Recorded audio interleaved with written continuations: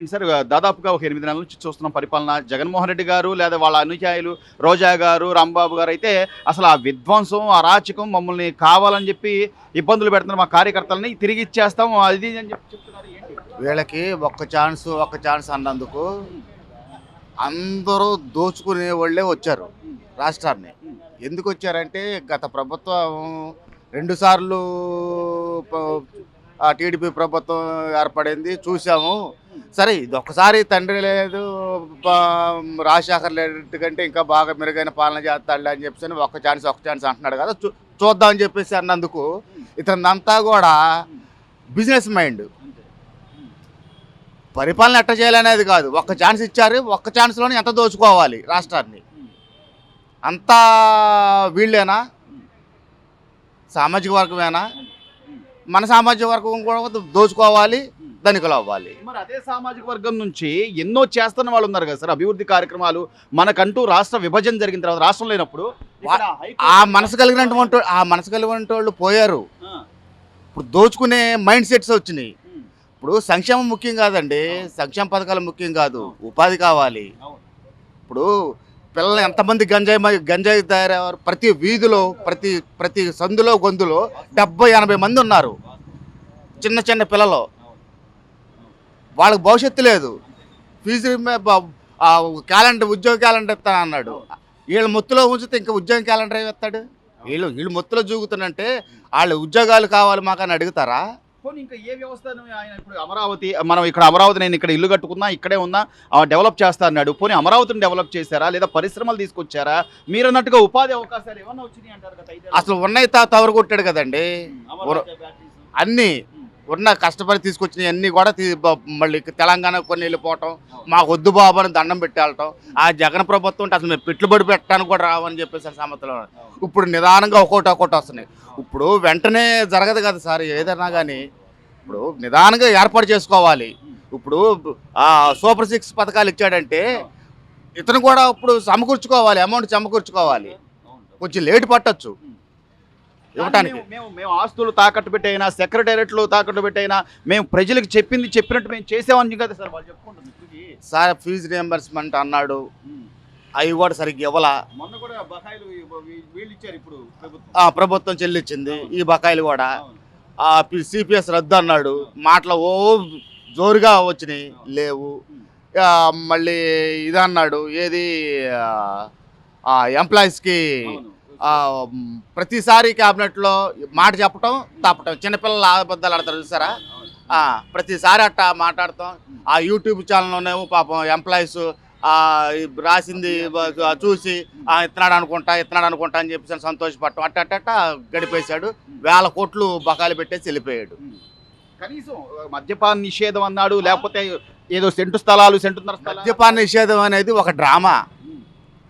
దోచుకుంటే ఇంకా దాని మీద ఇంకా దోచుకుంటానికి రేట్లు ఎక్కువ పెంచితే తాకుండా ఉంటారని అని చెప్పేసి అని అదొక డ్రామా ఆడాడు. ఇప్పుడు అలవాటు ఉన్నవాడు నువ్వు ఎంత రేటు పెంచినా కానీ, ఇప్పుడు ఆ కరోనా టైంలో మద్యం దొరకలేదండి, టిన్నర్లను శానిటైజర్లు తాగి చచ్చిపోవాలా, అలవాటు అది పడకపోతే బతకలేరు.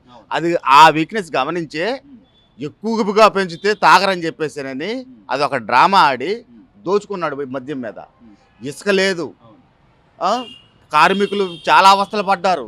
ఏంటంటే పండగ చేసుకోవాలంటే పోలీసు బందోబస్తుల మీద పండగలు చేసుకోవాలా?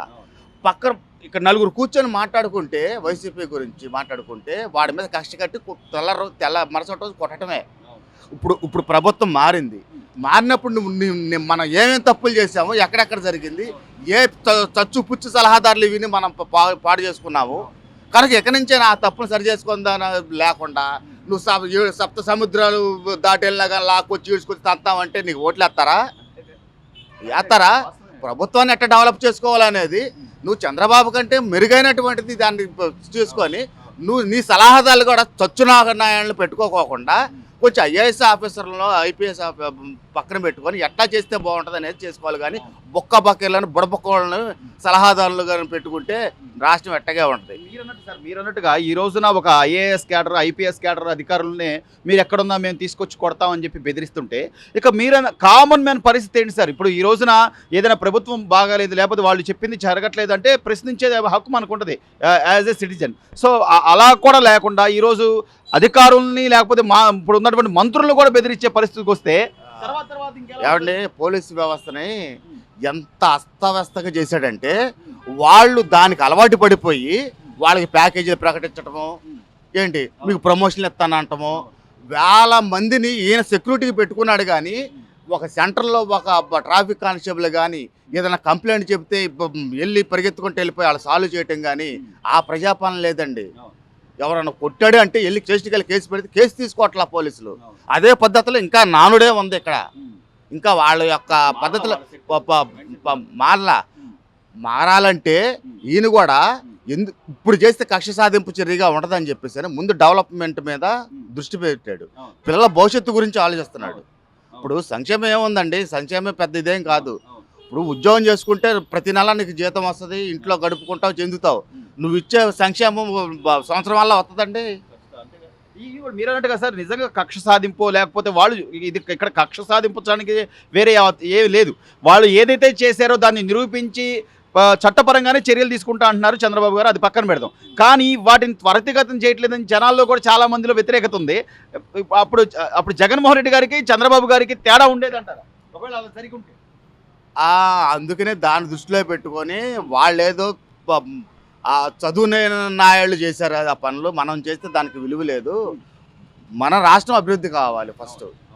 ఇవన్నీ కాదు, పక్కన పెట్టేసేసేస్తే మన భవిష్యత్తు, మన పిల్లల భవిష్యత్తు దాన్ని కేవలం దృష్టిలో పెట్టుకొని మరి ఎన్నో కంపెనీలు వస్తున్నాయి. అవన్నీ ఇప్పుడు పెట్టి చెందాలంటే టైం పడుతుంది.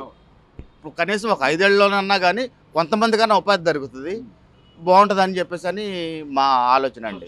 చివరగా ఈ 7-8 నెలలు గడిచిన 7-8 నెలల్లో వీళ్ళు చెప్పుకోవడానికి రోడ్లు మరమ్మతులు యుద్ధ ప్రాతిపదికన మన పండగ లోపు రోడ్లు సరి చేస్తూ ఉన్నారు. అలాగే కొన్ని జరిగినాయి కూడా. సో అలాగే పెన్షన్లు పెద్దవాళ్ళకి 3,000 నుంచి 4,000 చేశారు, వికలాంగులకు 3,000 నుంచి 6,000 చేశారు.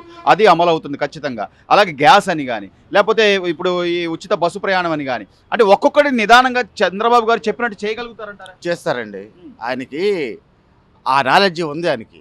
ఆయన అనుభవం గలవంటి ముఖ్యమంత్రి. ఎలా నిధులు సమకూర్చుకోవాలి, ఎలా తెచ్చుకోవాలి, చెందాలి అనేది. అది కాకుండా ఆయన ఫెచ్చండి ఏంటంటే కేంద్రం మద్దతు ఉండే స్థాయికి ఇప్పుడు ఇది పార్టీ ఉంది కాబట్టి నిదానంగా సమకూర్చుకుంటాడు.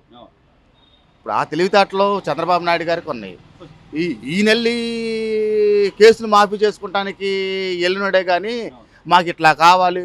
ఇప్పుడు విశాఖ ఉక్కుకి కేంద్రం బడ్జెట్ ప్రకటిస్తుంది. ఇప్పుడు 10 మార్లు దాని గురించి మాట్లాడితేనే వాళ్ళు ఇవ్వగలుగుతున్నారు. నువ్వు ఏ రోజు వెళ్ళి దేని గురించి మాట్లాడావు? దేని గురించి మాట్లాడలా, నీ కేసుల గురించి మాట్లాడుకుంటూ వెళ్ళావు, ఏంటి చేసావు. ఇదంతా కాదండి అసలు.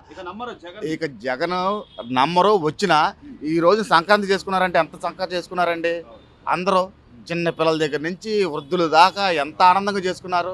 అదే జగన్ ప్రభుత్వం ఉంటే పండగ చేసుకోగలరు ఎట్లా? రోజు ఎన్ని గొడవలండి అసలు. ఎస్సీలకి మేము ఇదని చెప్పేసి అన్నాడు. నా ఎస్సీ నా బీసీ అన్నారు. వాళ్ళనే హీనాతిహీనంగా చూశారు. ఈ బర్రె రోజా అందు చూసావా? అవకాశం వచ్చింది, చక్కగా టికెట్ల మీద దందా చేసుకుంది, దోచుకుంది, దాని నోటికి ఇష్టం వచ్చినట్టు మాట్లాడుతుంది. లేదండి, నమ్మరు. ఎందుకంటే వీళ్ళకి అంత నాలెడ్జీ లేదు. పరిపాలన మీద అంత నాలెడ్జీ లేదు. నాలెడ్జీ ఉంటేనే కానీ నువ్వు ఆలోచించేది. నీకు ఆ నాలెడ్జ్, నీకు ఎంతకాడికి ఏ నాలెడ్జీ ఉందంటే దేన్ని అట్ట దోచుకోవాలి, దేని మీద అట్ట అవుతుంది. ఇదే చిక్కిల మీద కూడా డబ్బులు తీసుకున్నా అంటే ఇంకా అదేం చిక్కల మీద కూడా చేసుకుని ఎక్కడ అమ్మో ఎవరిని అంతా గమనించబట్టే అసలు దిగాలుగా ఉంది. 5 సంవత్సరాలు కూడా రాష్ట్రం చాలా దిగాలుగా ఉంది.